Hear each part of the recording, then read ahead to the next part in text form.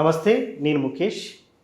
గోకర్ణ గౌరవాన్వితులు, శాక్తేయ సహస్ర కిరణ బిరుదాంకితులు, శక్తిపీఠం వ్యవస్థాపకులు పూజ్యశ్రీ డాక్టర్ స్వామి శాంతానంద్ పురోహిత్ గారు మనతో పాటు ఉన్నారు. వారితో మాట్లాడే ప్రయత్నం చేద్దాం.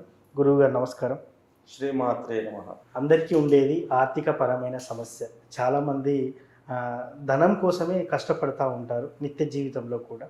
అలాంటిది మనకు ఆధ్యాత్మికంలో చాలా చక్కగా కనకదార సూత్రం అని ఉంది గురువు గారు.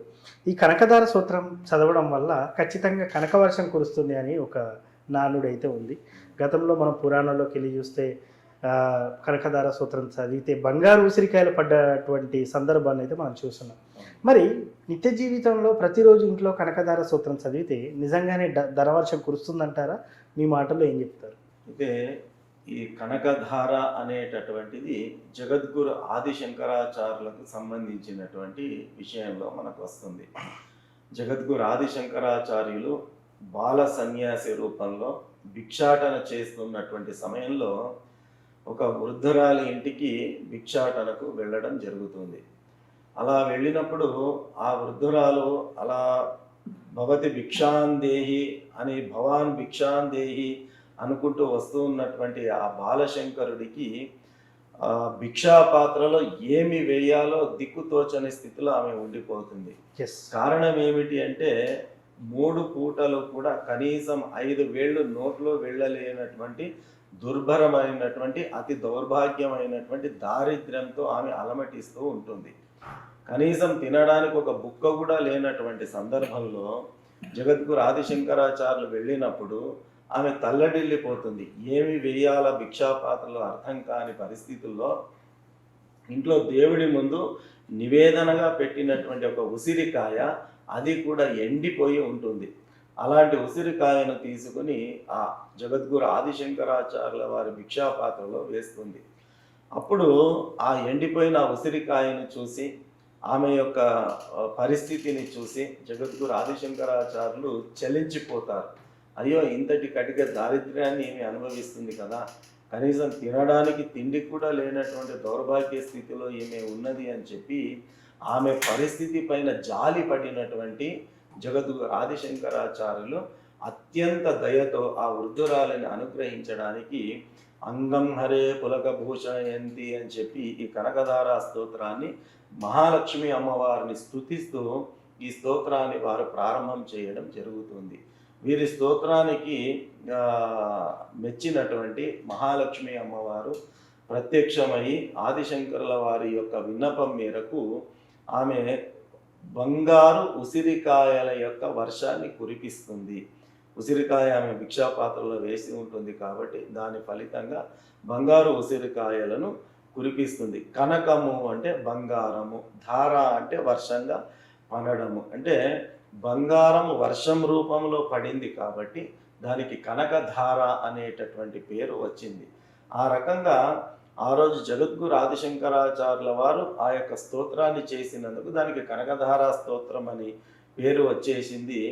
ఆ రోజు నుంచి కూడా ఈ రోజు వరకు మహాలక్ష్మి అమ్మవారిని త్రికరణ శుద్ధిగా ఎవరు ఆ స్తోత్ర పారాయణాన్ని చేసినా కూడా తప్పకుండా బంగారు వర్షం కురుస్తుంది అనేటటువంటి దాంట్లో సంశయం లేదు.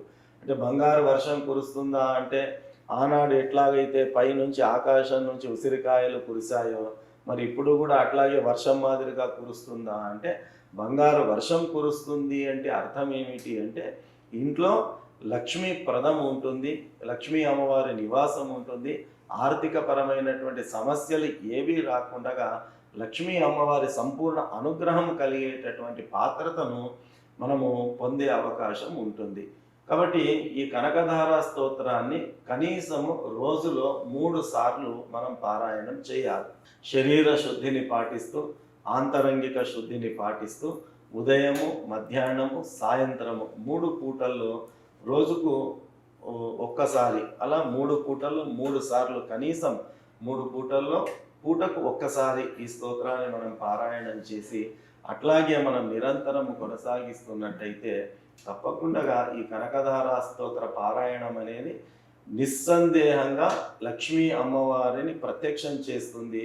ఆర్థిక నష్టాలు కానీ, ఆర్థిక దారిద్ర్యాలు కానీ, అన్నీ కూడా దూరం అవుతాయి. ఇందులో ఎలాంటి సంశయం లేదు. రోజు పారాయణం చేయడానికి కుదరనటువంటి వాళ్ళు కనీసంలో కనీసం లక్ష్మీ వారం రోజు అంటే శుక్రవారం రోజైనా కనీసం 3 పూటలు ఈ కనకధార స్తోత్రాన్ని గనక పారాయణం చేసుకున్నట్టయితే అమ్మవారు మహాలక్ష్మి అమ్మవారి అనుగ్రహానికి సంపూర్ణంగా పాత్రలు కావచ్చు. సో మీరు ఇందాక చెప్పారు గురువుగారు నిత్య జీవితంలో 3 సార్లు చదవాలి అని చెప్పేసి. మరి దీనికి శుద్ధి శుచి అనేది చాలా ఇంపార్టెంట్. మానవ జీవితంలో చాలా తప్పులు చేస్తాం, చాలా పొరపాట్లు చేస్తాం. రాత్రి అయితే లైంగిక జీవితాన్ని గడిపే అంటే అవకాశం కూడా ఉంటుంది. మరి అలాంటప్పుడు ఆ దినచర్యలో భాగంగా రాత్రి పూట అనేది పక్కన పెడితే దినచర్యలో భాగంగా అలా 3 పూటలు చేసుకోవచ్చు అంటారా మరి స్త్రీలు? తప్పకుండా అండి. ఎందుకంటే ఈ ఆ, సంభోగ క్రియ అనేటటువంటిది అది ఒక దైవిక ప్రక్రియ. అది భగవంతుడు ప్రకృతి సహజ సిద్ధంగా అందించినటువంటి వరము.